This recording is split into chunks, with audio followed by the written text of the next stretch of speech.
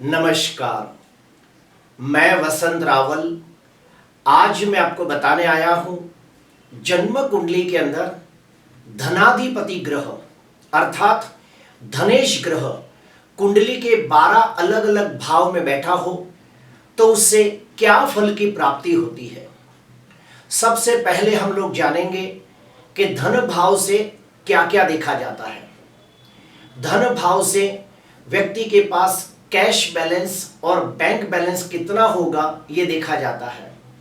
व्यक्ति बोलने में कितना निपुण होगा, व्यक्ति दिखने में कितना सुंदर होगा और व्यक्ति को कुटुंब का सुख कैसा प्राप्त होगा, ये सारी बातें हमें धन भाव से पता चलती है। आइए और गहराई से जानते हैं। जन्म कुंडली के अंदर यह है दूसरा भाव जिसे हम धन भाव कहते हैं। धन भाव का स्वामी जब 12 अलग अलग भाव में बैठा हो तो कैसा फल देता है वो हम अभी जानेंगे।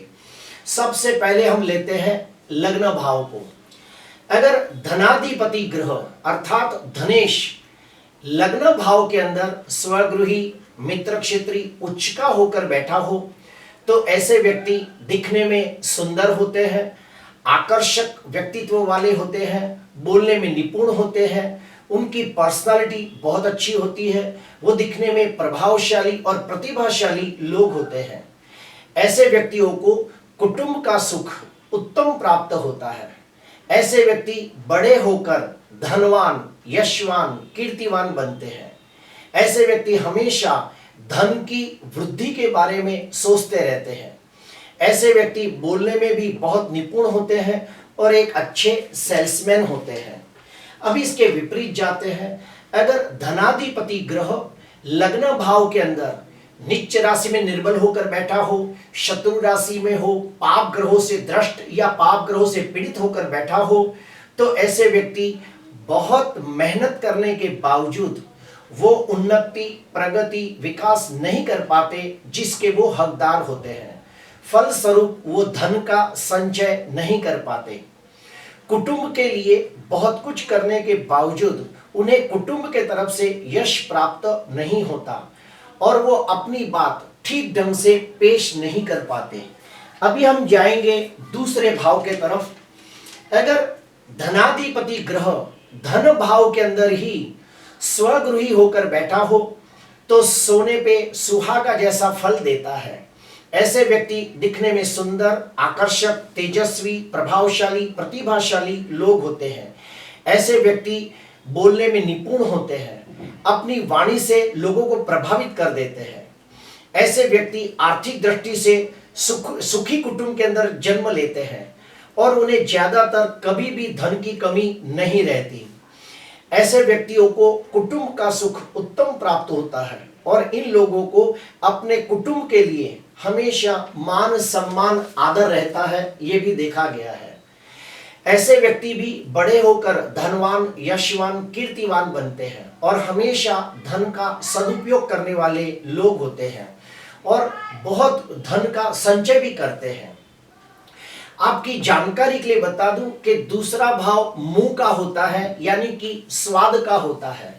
अगर किसी व्यक्ति की कुंडली के अंदर दूसरे भाव के अंदर गुरु बैठा हो तो उन्हें मीठा खाना ज्यादा पसंद होता है।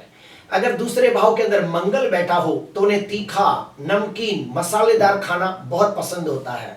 अगर दूसरे भाव के अंदर चंद्र बैठा हो तो उन्हें आइसक्रीम, कोल्ड ड्रिंक, जूस जैसी लिक्विड चीजें और ठंडी चीजें खाना पसंद होता है। दूसरे भाव के अंदर शुक्र बलवान होकर बैठा हो तो ऐसे व्यक्तियों को खट्टा खाना, नींबू शरबत, छाछ, लस्सी, दही ये सब खाना ज्यादा पसंद होता है। अगर दूसरे भाव के अंदर चंद्र, मंगल और शुक्र बैठा हो तो उन्हें पानी पूरी खाना भी बहुत पसंद होता है।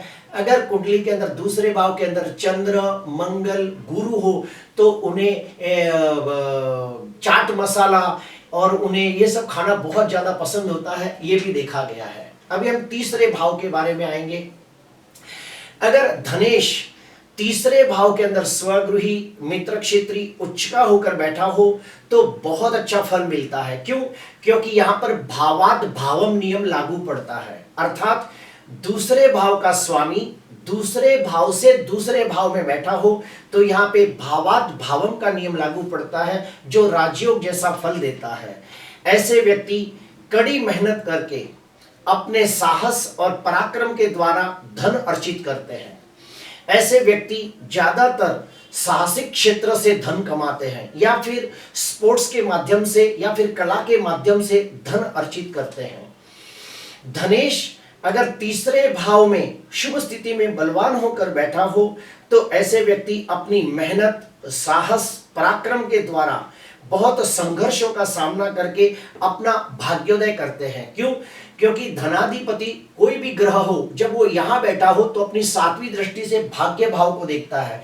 तो ऐसे व्यक्ति अपनी मेहनत, साहस, पराक्रम के द्वारा शून्य में से सर्जन करने वाले लोग होते हैं, जीरो में से हीरो बनने वाले लोग होते हैं। ऐसे व्यक्तियों में और एक चीज देखी है कि जिसकी भी कुंडली के अंदर धनाधिपति ग्रह तीसरे भाव में शुभ स्थिति में बलवान होकर बैठा हो तो ऐसे व्यक्तियों का अपने छोटे भाई बहनों के साथ बहुत अच्छा रिश्ता होता है और छोटे भाई बहनों का सुख बहुत अच्छा मिलता है।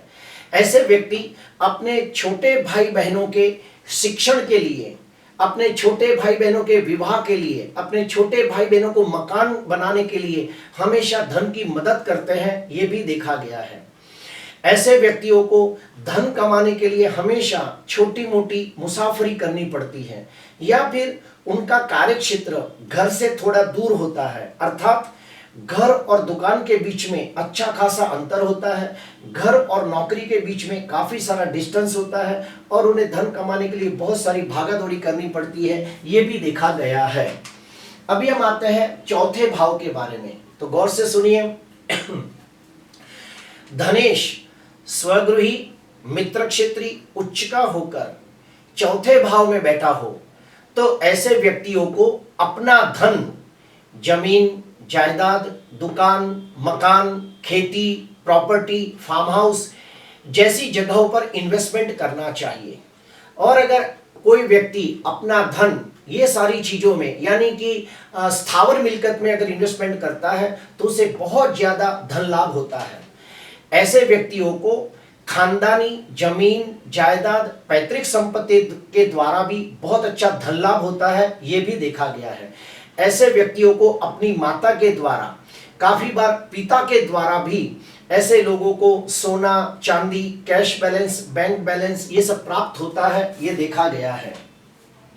जिसकी भी कुंडली के अंदर धनेश चौथे भाव के अंदर स्वगृही मित्र क्षेत्री उच्च का होकर बैठा हो तो ऐसे व्यक्तियों में और एक खास बात देखी गई है कि ऐसे व्यक्ति के पास एक से ज्यादा मकान, वाहन, प्रॉपर्टियां होती है और अगर ऐसे व्यक्ति प्रॉपर्टी डीलिंग का काम करें तो भी उन्हें बहुत अच्छा लाभ होता है।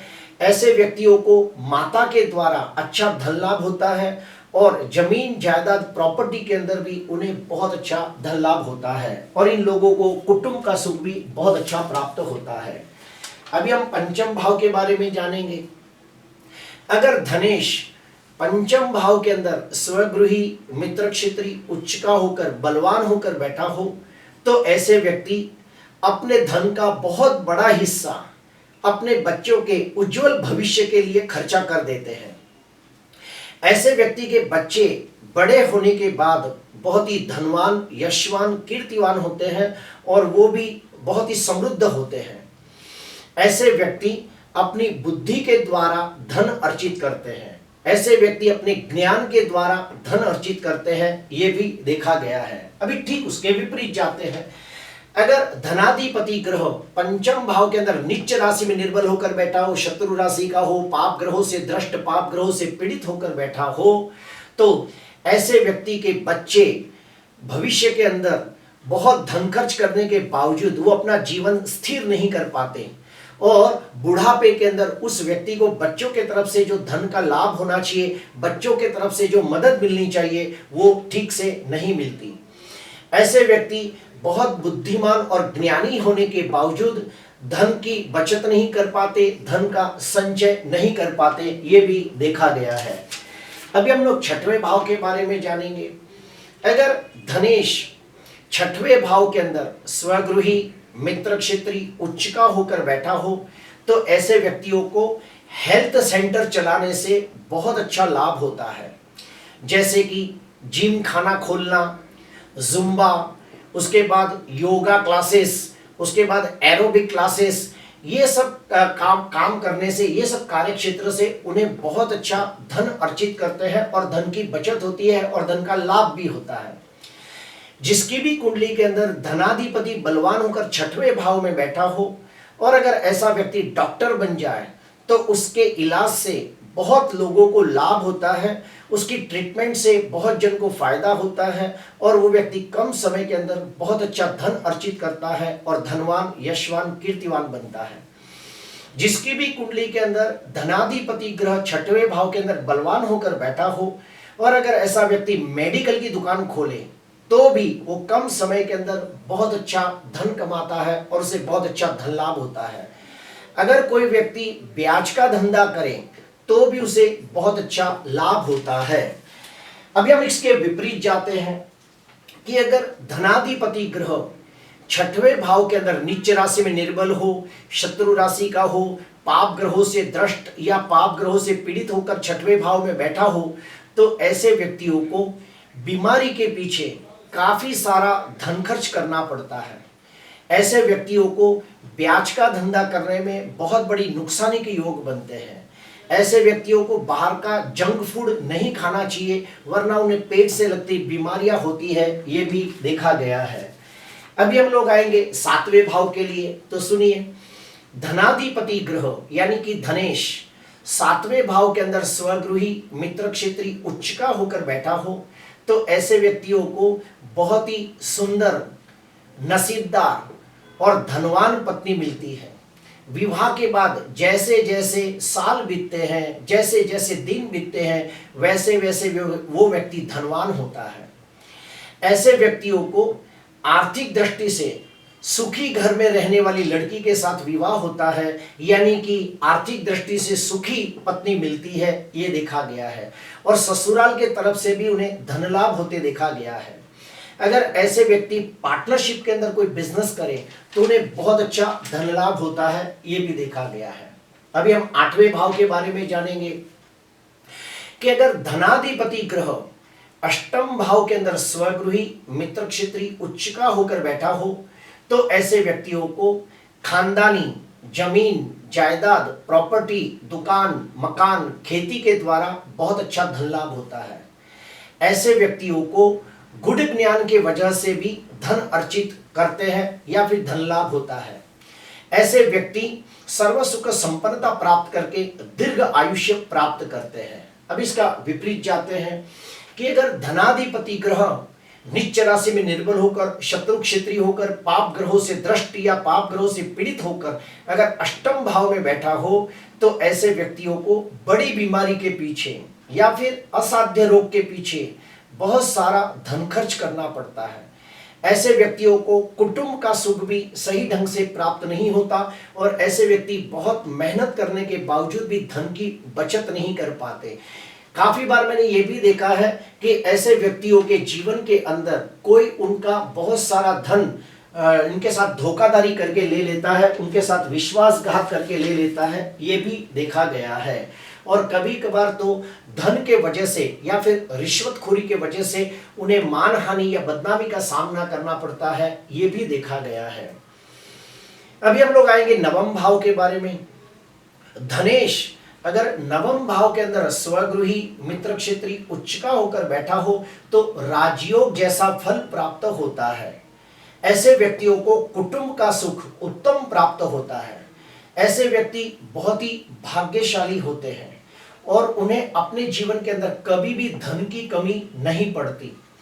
ऐसे व्यक्ति जैसे जैसे बड़े होते जाते हैं, जैसे जैसे साल बीतते जाते हैं, वो व्यक्ति ज्यादा ज्यादा धनवान होते जाते हैं। इनमें और एक खास बात देखी गई है कि ये लोग जितना ज्यादा धार्मिक कार्यों के पीछे धन खर्च करते हैं, उनके जीवन में उतना ही और ज्यादा धन उन्हें प्राप्त होता है। जैसे कि अगर कोई व्यक्ति अपना धन पूजा पाठ, होम हवन, दान पुण्य, यात्रा तीर्थ यात्रा, धार्मिक कार्यों के पीछे जितना ज्यादा धन खर्च करे उसे उतना ही ज्यादा भगवान ज्यादा धन देता है, दुगना तिगना धन देता है। ये मैंने देखा है कि धनेश अगर भाग्य स्थान में बैठा हो तो उन्हें धार्मिक कार्य के अंदर धन खर्च करना चाहिए, तो भगवान उससे कई गुना ज्यादा उन्हें धन देता है, ये देखा गया है। ऐसे व्यक्ति को अपने पिता के द्वारा भी बहुत ज्यादा धन लाभ होता है। ऐसे व्यक्ति को अपने कुटुंब के द्वारा बहुत लाभ मिलता है, मदद मिलती है, ये भी देखा गया है। अभी हम लोग 10वें भाव के बारे में देखेंगे कि धनेश ग्रह अगर 10वें भाव के अंदर स्वगृही मित्र क्षेत्री उच्चका होकर बैठा हो तो ऐसे व्यक्तियों को समाज के अंदर शुभ कार्य करने से उन्हें मान सम्मान मिलता है, और ऐसे व्यक्ति समाज के अच्छे कामों के लिए बहुत सारा डोनेशन देते हैं, बहुत सारा धन खर्च करते हैं, और ये अच्छे कामों के लिए उन्हें समाज के अंदर मान सम्मान पद प्रतिष्ठा भी प्राप्त होती है, ये भी देखा गया है। ऐसे व्यक्ति अपने व्यापार के अंदर या फिर अपने प्रोफेशन के अंदर कम समय के अंदर बहुत ज्यादा धन अर्जित करते हैं, ये भी देखा गया है। ऐसे लोग अपनी बुद्धि के द्वारा, अपनी वाणी के द्वारा, अपनी सेल्समैनशिप के द्वारा कम समय के अंदर अपने व्यापार के अंदर या फिर अपने प्रोफेशन के अंदर बहुत धन कमाते हैं और धनवान, यशवान, कीर्तिवान होते हैं, ये भी देखा गया है। अभी हम लोग 11वें भाव के बारे में जानेंगे कि धनेश ग्रह 11वें भाव के अंदर स्वगृही मित्र क्षेत्री उच्चका होकर बैठा हो तो सोने पे सुहागा जैसा फल मिलता है। ऐसे व्यक्ति कम मेहनत करके बुद्धि के द्वारा ज्यादा धन अर्जित करते हैं।